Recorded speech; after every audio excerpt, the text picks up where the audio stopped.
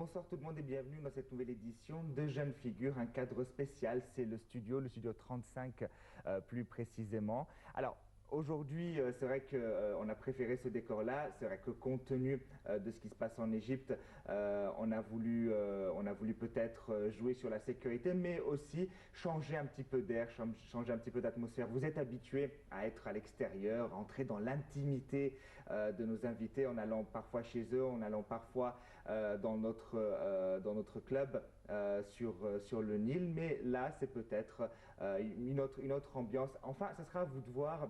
Et si vous préférez cette ambiance-là, vous n'avez qu'à nous écrire sur notre page Facebook Jeunes Figures on Nile TV. Et vous pouvez même voir les épisodes précédents et les télécharger comme vous voulez. J'ai avec moi donc une invitée ce soir. Elle passe un master en droit. Elle va nous en parler davantage. Je ne suis pas vraiment juriste.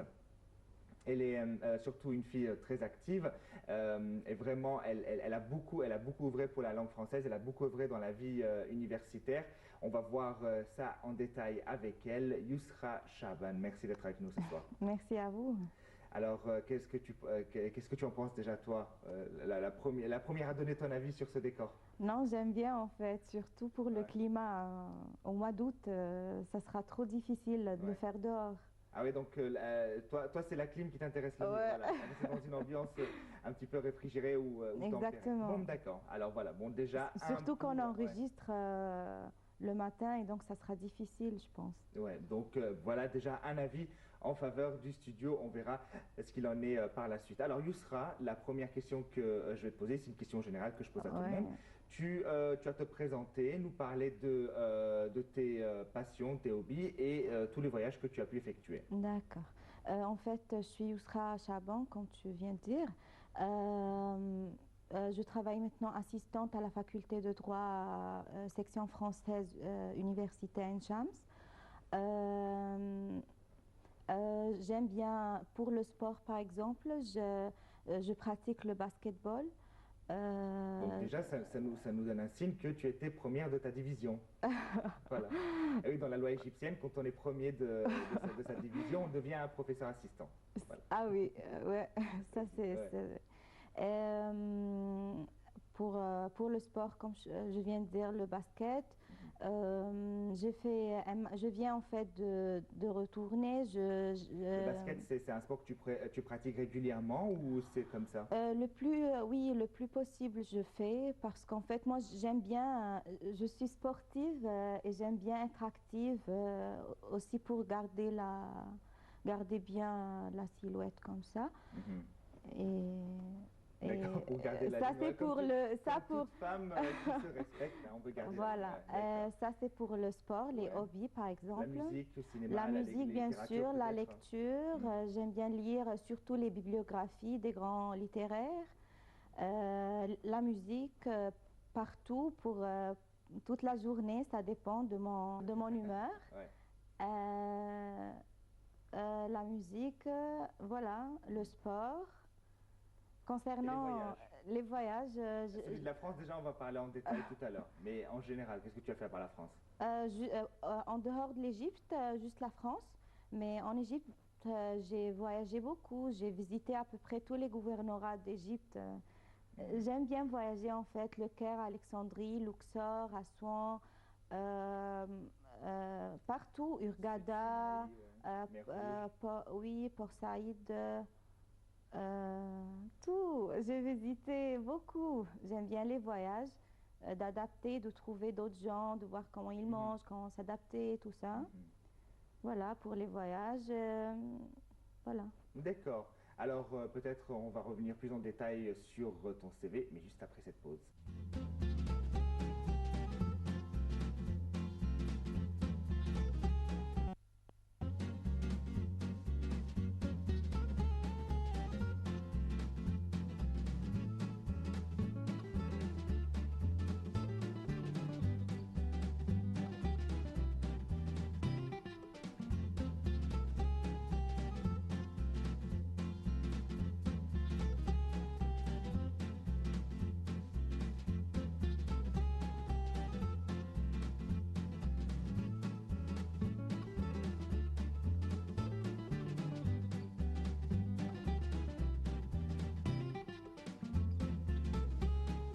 Alors, tu as dit que tu étais étudiante en droit. Maintenant, Oui. tu passes un master. Oui, je l'ai déjà passé cette année, Mhm. l'année 2012-2013, un master de droit européen, droit comparé, droit international. J'ai bien réussi avec une bonne mention et tout. Je viens de retourner, voilà, maintenant.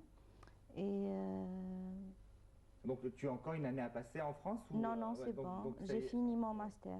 D'accord. Oui. Et alors, on va parler de tes études un petit peu plus en détail, mais moi, ce que je voudrais savoir, c'est tu as beaucoup œuvré, tu as beaucoup fait d'activités au sein de l'université. Tu as même, on va le voir dans quelques instants, des certificats qui attestent de ta grande participation. Donc, tu Mm. veillais vraiment à être très actif durant ta période d'université. Est-ce que tu peux me dire pourquoi? Pourquoi? C'est difficile d'exprimer, mais en fait, c'est peut-être Si tu veux me donner un par la conseil, par exemple. personnalité, en fait, parce que je trouve que chaque personne doit s'adapter. Je trouve une sorte d'adaptation par la société, d'être actif, de donner son avis, de faire tout, en fait. Et donc, moi, j'ai bien aimé d'être parmi les premières, les meilleures de ma promotion, soit au niveau scolaire du lycée, au niveau de l'université. Même en France, j'étais toujours sérieuse, je travaillais, j'ai essayé de faire et c'est bien. En fait, et aussi pour le lycée, moi j'étais des premières au niveau de la République. Mais en fait, moi, j'ai choisi l'étude de droit parce que moi, je trouve que chaque personne doit toujours savoir ses droits, Ouais. les défendre, être active. Euh, c'est comme ça un citoyen, de savoir ses droits, ses devoirs aussi, bien sûr. Tout, d'être actif, d'être vivant plutôt.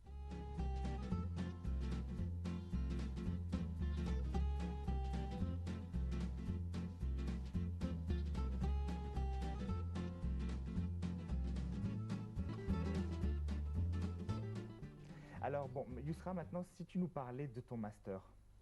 Euh, spécialement pour le mémoire, Ouais.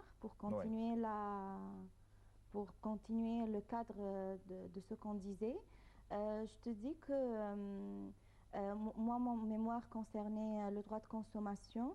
Je l'ai fait une étude comparative avec le droit égyptien, le droit bien sûr français et européen. Le but de ce que je voulais faire, je voulais à la fin dire que chaque citoyen doit être actif, doit savoir ses droits, même ses devoirs bien sûr. C'est comme ça la philosophie d'être vivant et de contribuer, de participer à tout, à toutes les activités. C'est un citoyen vivant qui doit dire oui, non, il doit être présent. Mhm. C'est pas négatif. Et donc, comme un consommateur en général, doit toujours savoir la Donc, en date fait, le d'expiration, consommateur doit connaître, doit vraiment être d'être vigilant voilà, en connaissance de ses droits, quoi. de ses droits. Ouais. Est-ce que tu peux nous dire quelques droits, surtout en Égypte, primordiaux, que le consommateur doit connaître? En fait, ce que je conseille à tout le monde avant d'acheter n'importe quoi, vous devez bien sûr voir la date d'expiration, de voir vraiment est-ce que voilà, il doit être consommé là. Après, vous devez voir tous les dates de consommation, Mhm. que la boîte ne soit pas frappée d'un côté, ne doit pas être, je ne sais pas comment.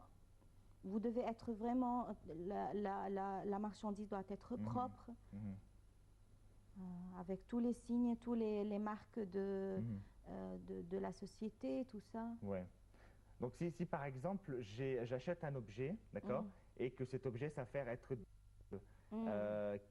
Est-ce que j'ai le droit de le rendre En fait, voilà maintenant, il y a une nouvelle loi de 2006.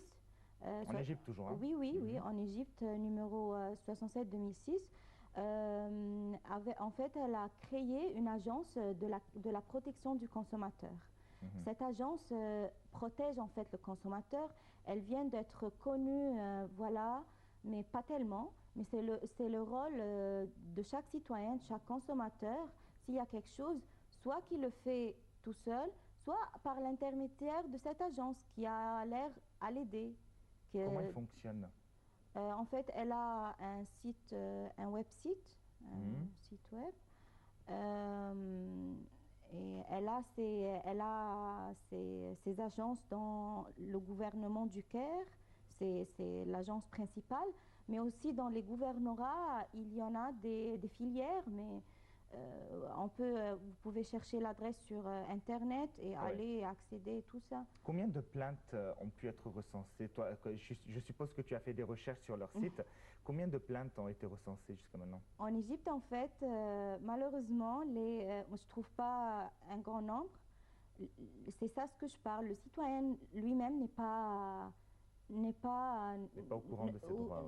je ne sais pas, peut-être, je ne sais pas si c'est un point négatif ou non, mais il doit être plus prudent, plus vigilant lors de son achat et après son achat, s'il y a quelque chose, il doit vraiment prendre les chemins de droit.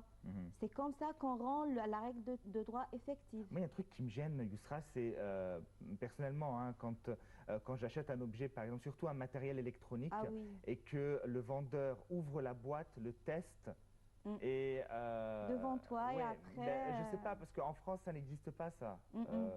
En France, on donne la boîte et on repart. Donc, est-ce que ça, c'est légal? Pourquoi est-ce que les vendeurs font ça?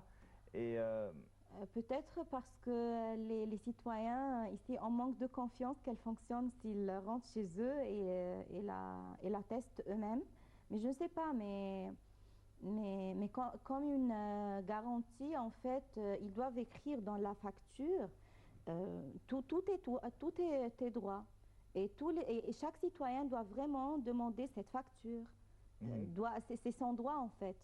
S'il renonce, ça sera son problème. Oui, mais alors, quelles sont les plaintes les plus importantes que tu as pu recenser sur le site web de l'Association des droits du consommateur?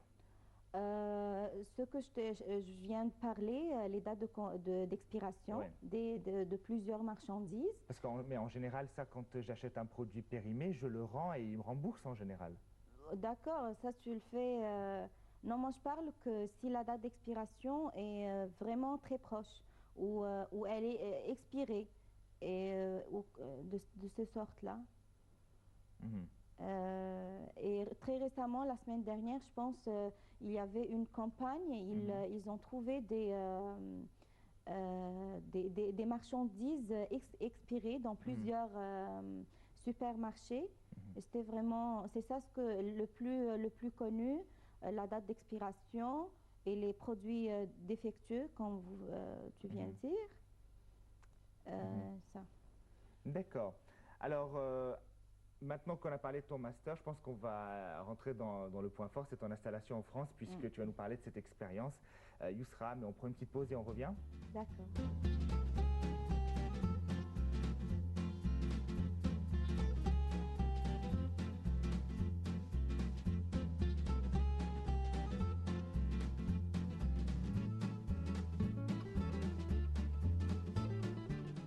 Alors, Yousra, maintenant, on va parler de ton séjour en France et surtout, qu'est-ce que tu as découvert en études et tu as découvert en culture? D'accord. D'abord, ton installation, comment ça s'est fait? En fait, tout le monde me demande cette question et quand vraiment je pense, je dis c'était pour moi une aventure